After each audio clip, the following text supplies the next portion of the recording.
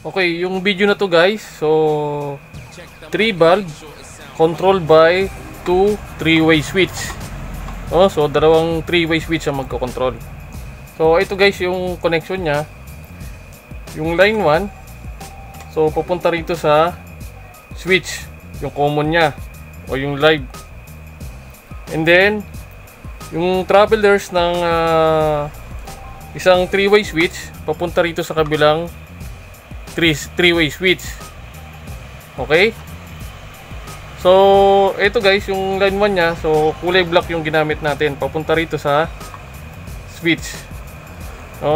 So yung common nito papunta rito sa receptacle. So ito guys yung may receptacle na may dot na or color na black. Yan. So black wire pa rin yung ginamit natin. Okay. So yung switch na to, so kumuha rito ng connection. Ito. Pupunta rito. So pupunta rin dito sa receptacle. Itong may dot na to. Or may marking na black, no? And then yung isang wire na to pupunta rito sa isang marking na black sa receptacle pa rin, no? So bali ito guys, so tatlong wire ito. So yung isa papunta rito at yung isa papunta rito sa receptacle and then papunta rito sa receptacle. So bali tatlong wire to. So yung isang wire nito, so ito guys tatlong wire din ito, no? Yung isa papunta ng receptacle and then yung isa papunta rin ng receptacle. So yung may thread, no? So yung line 2 or yung neutral natin papunta rito sa receptacle. Yan. And then yung isang wire na to papunta rito sa receptacle din. So ito yung kulay pula. Yung kulay pula ang ginamit natin na yung neutral na papunta lahat din yan sa receptacle, no? So yung isang connection nito papunta rin dito sa receptacle. Ito. So yan. So mapapansin nyo gumamit tayo ng kulay red na wire. So para mas madaling masundan ng mga baguhan nating electrician. So red yung ginamit nating neutral. So papunta lahat ito ng receptacle, itong tatlong to. Okay? So isa rito, and then may connection dito. So red lahat yung ginamit nating kulay. Okay? So splice na natin to, itong mga wire na to, and then lagyan natin ng electrical tape.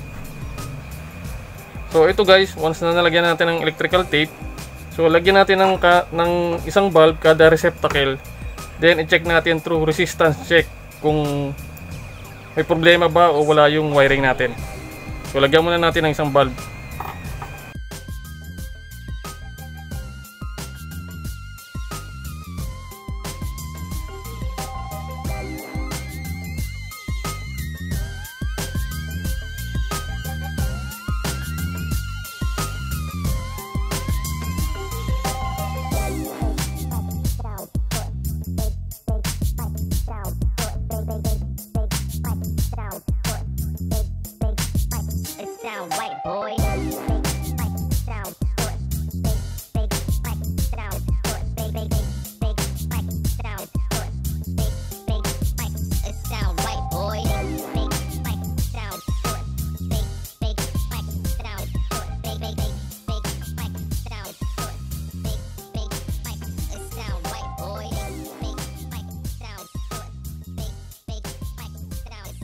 So ito guys, once na nalagyan na natin ng mga electrical tape to, so lagyan natin ng tigi-tigisang bulb ito para ma-check natin through resistance check kung okay ba tong wiring natin.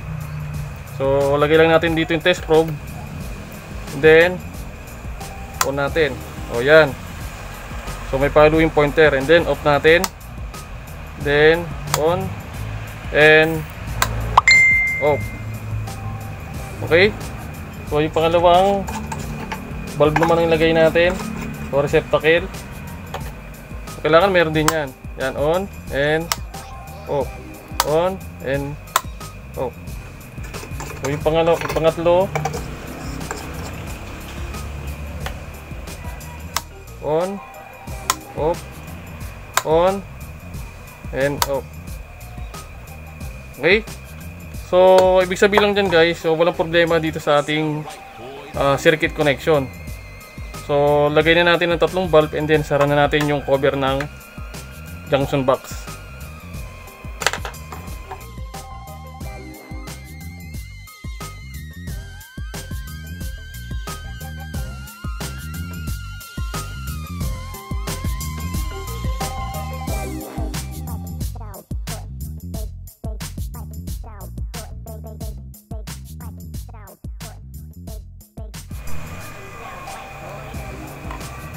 Okay guys, so once na nalagyan na natin ng cover, so lagyan na natin ng tatlong bulb.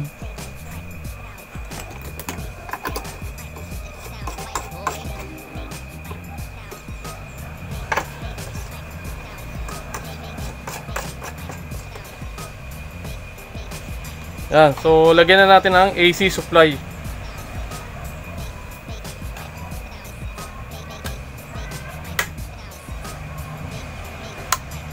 So ito guys, so yun, umiilaw yung tatlong bulb. So patayin natin dito. Yan, mag-o-off yan. Then pwede rin natin i-on dito. And then pwede natin siyang i-off dito. Okay, so dito guys, sa circuit na to, so kahit wala yung isang bulb yan, gagana yung dalawang bumbilya. Yan. Or kahit isang bumbilya lang yan, gagana pa rin yan. Yan. No? So ibig sabihin kasi kaya gumagana yan, so naka-parallel connection tayo. Na 3-way switch yung gamit natin. Okay?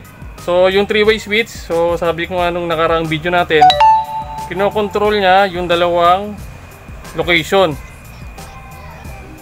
No?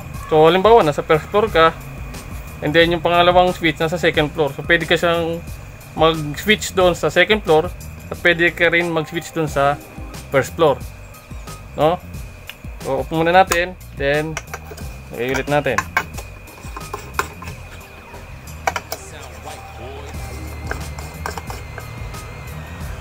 On natin. So ito guys, so nakita nyo na gumagana yung tatlong bulb. Then pwede natin siyang i-off dito.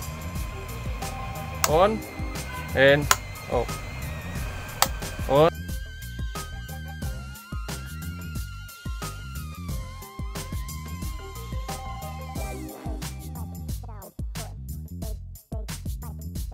Off. On and off. Okay, so yun lang guys, and maraming salamat sa panonood.